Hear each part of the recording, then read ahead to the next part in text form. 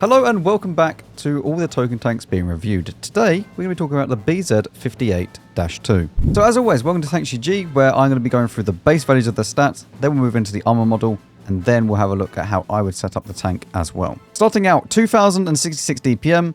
This isn't actually too bad considering that this is the base value. Once you get equipment and everything else onto it, it starts going up. It's not insanely good DPM, don't get me wrong, but it's good enough. 520 alpha, especially considering for this DPM, it makes up for it quite a bit because you don't really feel like it's a loss of DPM because of the alpha damage that you have. You have 250 standard pen, which is AP, and then 303 pen for the APCR. This is not really that great because with 303 APCR pen, you're starting to go into a little bit of the danger zone of sometimes at distance, you're just not going to pen stuff. Especially considering that at 500 meters, you drop all the way down to 263. So just make sure that that's in the back of your mind, that when you are sniping at distance, you're going to lose a hell of a lot of pen over that distance. And even with the standard rounds, you drop down to 235. Yeah, this thing, you shouldn't be sniping with it. I mean, I shouldn't have to tell you that in the first place, but if you did encounter yourself into one of these situations where you are shooting someone at long range, say you've cleaned up a flank,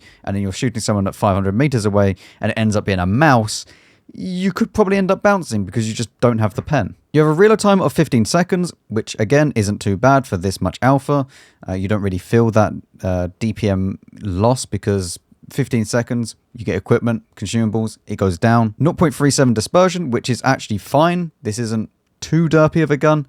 It will be sometimes, but on most of the time, it's okay. However, you definitely do need a stab on this vehicle because you have 0.19 for the moving and the tank traverse, and then 0.15 for the turret traverse, which is not very nice, so make sure that you put stab on this tank. For the shell velocity, you actually have 1,050 standard rounds, and then for the premium rounds, 1,250, which is very slow, actually, for APCR rounds. Going only 1,250, you would expect more. The top speed of this vehicle is 35 kilometers an hour, and with the last field mod, you actually go up to 39 kilometers an hour because you do get +4.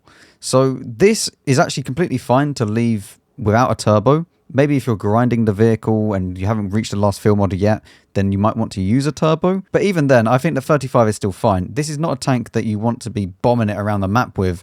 It's a slow and kind of controlling the engagement style of tank. It's definitely not one that wants to rush forwards and be aggressive. It's more just, I'll just sit a little bit further back than the other people and just put in shells as and when I can and control what's happening. You also get 15 top speed in reverse, and that is completely fine for what this tank is. Effective top speed is 35 on hard and medium, which means that you're reaching your top speed regardless of what terrain type you're going over, unless it is swamp, obviously. Gun elevation of 20 degrees and gun depression of 8 degrees means that it is more than good enough to go on ridge lines, although you don't have the full 10 degrees like other tanks do. However, 8 degrees, more than good enough. You shouldn't really have too many issues. Apart from me, who seems to want to have gun depression that goes through my hull. Armor values we'll move on to in a second. For the health of this vehicle, it is 1,900, which is smack bang in the middle of what you'd expect for this style of tank. Because it's not a super heavy, and it's definitely not a super light heavy. It's not like the Lorraine 50T, for instance, but it's in the middle somewhere, and 1,900 hit points is what you would expect. You only weigh 50 tons and 53 tons if you fully max this out. View range is 380 meters, which is absolutely fine for this vehicle as well. Moving into the armor layout, and as you will see straight away,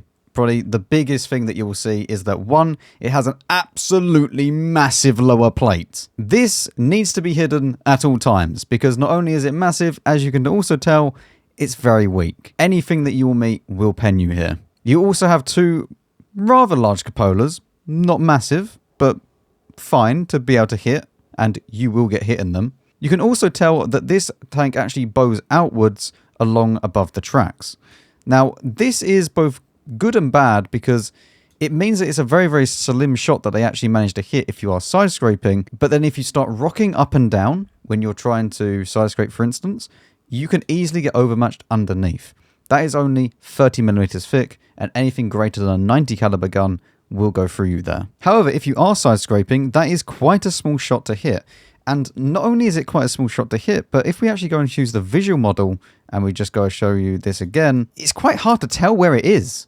especially if you not knowing the armor layout. Now, obviously, yes, you could use the armor pen indicator and then work out exactly where it is, but even then, it's quite a small shot for you to then go ahead and actually hit for this area. The easiest way to pen this vehicle, if you do want to know, is that you shoot directly where this first little kind of shoulder pad sort of thing, it ends and goes in towards the side armor. If you hit here every single time, you will pen when it's side scraping. Even if it's at an angle, you will pen every time. However, it is a small shot, as I said, and it's not always going to hit. So the armor layout, I would describe this as actually very good.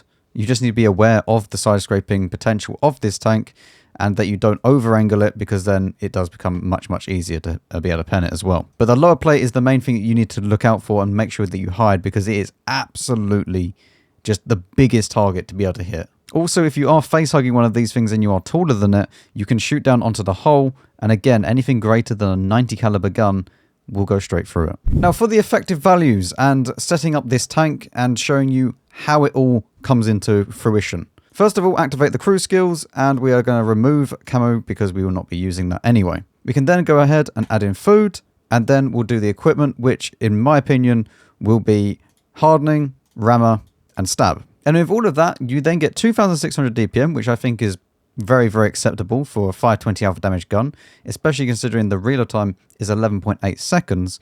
That's near a reload time of what you were getting on the Lorraine 50T. You have 0.33 dispersion. The aim time isn't that great, but it's more than manageable.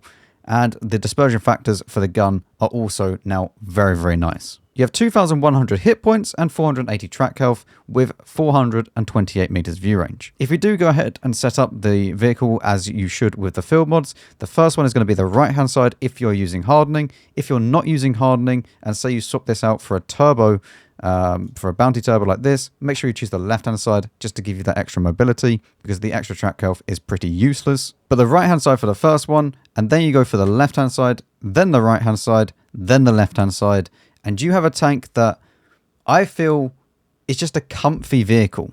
What I mean by that is that I feel like it's a tank that's very consistent and reliable as long as you know how to play it, which again is playing in that role of trying to control the engagements. You also now got 39 top speed, and that is effective for hard and medium, and you have 488 track health because of that right hand field mod. So this just means that anybody with less alpha than this is going to struggle to really track you in one shot unless they high roll. And you also have 2,180 health. So this tank, as I said, is just a nice, comfy tank. Not to mention that 440 view range as well, which is more than good enough for a heavy tank. Now for the crew skills on this vehicle, obviously Brothers in Arms, repairs, we don't choose camo, this is a heavy tank. For the commander, we have recon, emergency, mentor, and coordination. Get that aim time down as much as we can, using coordination, especially when you're in close quarters and you spot someone.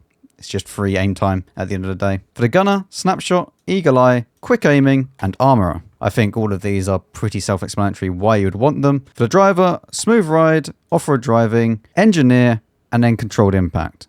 The reason why I choose engineer is because the engine is probably going to get shot quite a bit, especially considering that lower plate is so massive and weak. So you could alternatively go for clutch braking in this scenario instead of engineer, but it's down to you. It's kind of nice to have engineer as well, just to push it above that 40 km/h top speed. For the loader, safe stowage, intuition, perfect charge, and ammo tuning. And then for the radio operator, which is going to be the bonus perks for this tank, we have situational awareness, firefighting, and then side by side. Because this is one of those tanks that should be next to another heavy tank. If not at all times, then most of the time. So, welcome to Mines. And this is, well, not too much of a bad matchup, to be honest. We got tier 8s, we're top tier. There's no artillery, so we're pretty safe to actually go to the middle of the map. And we are using the ammo loadout of 12, 15, 3. Now, this is mainly because it has... I mean, the standard rounds and premium rounds are actually very similar to what the IS-7 has. In fact, they may be pretty much exactly the same. I can't remember what the IS-7 has for its premium pen, but either way, you do get IS-7 vibes regarding the gun on this vehicle. This obviously has higher alpha than the IS-7, and the IS-7 being a tier above as well. But you do get the very unsuspecting, or not, what's the word?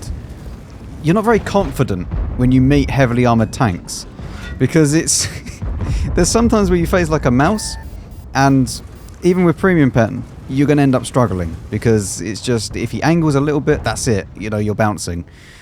So it can be a little bit awkward sometimes regarding this penetration. But not too much happening so far. Middle of the map, we noticed that everybody's going around to the left-hand side, trying to come around behind us. Now, we've actually fully lost this side of the map completely, as you will see. Nobody went over here. We do have the hill, however, so the Barras can go ahead and proxy spot them, although he does need to watch out for the Char. Now, the AMX-65T, E75, there's also a turtle coming round, but the Char is out to the left-hand side where I'm aiming over there. So we need to be careful with this, and I'm aware of this. I'm aware the Char is there. We need to be very, very careful. Put one into him. The gun does feel nice. I think the gun is one of the nicest feelings with this tank. What is he doing? Listen, I don't know, okay? It's just AMX-65T things. There's not a lot I can explain about that guy. But, again, you know, when you're rolling for 500, it really does just feel comfy. Because you can actually out-trade a lot of people as well. We're by no means being very good. Like, we should really be side-scraping around here. And I'm aware of that, especially with the very, very big lower plate. However, I didn't want to then end up side-scraping and the Char ended up putting a few into me. So I'd rather just try and peek as and when I can, and then just take shots. So like this, for example. You know, I mean, there was an attempt. We tried to do it. Char is peeking up. He puts one into our tracks. That's not a problem. He's now dead. We can now push forwards to try and help out our team. But already, you know, we've fired 4 shots. And that's 2,000 damage. 5 shots, 2,500 damage. It's so nice to have this alpha damage. Especially, as I said, when you do trade 1-for-1 with different vehicles, and as long as it's like an E75, then you're usually positive on the trade. And your reload time really isn't that bad for this amount of alpha. Now that we've won that section, I've decided, okay, we don't need to push this, because pushing that is actually not going to be very good. Or, it's actually not going to be very easy to push down, because look how many tank destroyers they have at the back. So they're going to get blocked off over there from being able to push. And what we should do is try and push the middle now that everybody's kind of moved around to try and stop us from pushing. And hopefully we can get up on the hill without too many issues. We do get spotted, however, and the E75 is over that way. But luckily we're okay. Now we're going to come round, try and kill the Barras, get him out the game, and we're just trying to keep the flow of the game going. Because we do have the advantage, and by going up here, we can actually allow our team to hopefully push down a little bit as well. Because, once again, there's going to be tank destroyers at the back. I can then spot them. That allows people to then push down like this TT-130 and Type 4, even though the Type 4 is pushing down without the TT-130. I mean, I don't really know what he's doing, but he's in a TT-130. Let's be honest, he's already made bad decisions by choosing that tank, which is a little bit foreshadowing of what's to come, but it's, yeah, but we'll get onto that when we get onto the TT-130, which I believe should be the next video after this, I think. Who knows? Who knows at this stage? But just putting the shells in. 768 I just rolled with that HE round for the Borsig. The HE rounds on this tank have 660 alpha, which is just ridiculously nice. And now we're just going around, we're putting shells in as and when we can. As I said about this tank, it's to play this role. You're controlling. You don't have to be up close. You don't have to be super far away. We're in a controlling manner where we control everything that's going on right now around the map. We've got to the middle. We're in a controlling spot. We're putting in shells as and when we can. And we're helping our team out as and when we can. So this is where this tank really shines. And I feel that the closest competitor to this vehicle, at least in the token tanks, is probably the Phase 1. It goes at a similar speed. It has a similar style of gameplay where you want to play that controlling role. Although the Phase 1 definitely does have the better gun, at least with penetration. I would say that I'd rather play this tank to have its alpha, but also at the same time then the Phase 1 with 340 heat is just so nice at the end of the day. So, but yeah, this game is pretty much wrapped up. The Barras is on low health, the E75 is on low health. The ELC is spotted in the middle. Let's just zoom all the way around. And as you'll see, not a lot happens. The game is over. So at the end of that game, we get nearly 4,500 damage, 101 assistance. It's only second class. However, we were playing against tier 8s, so it doesn't really, you're not going to gain any massive experience for doing that.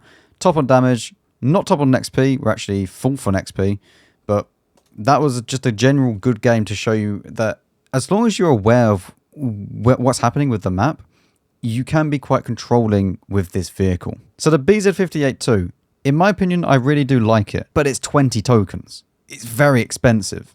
You could get a Char and a Phase 1 nearly for the same price that you're paying for just one of these. If you do only have 20 tokens, then yes, it's probably worth looking into. At the same time, you could get one of the other tanks and then get some credit boosters or a bit of equipment or even the bonds. So it's really down to you. Let me know your thoughts down below.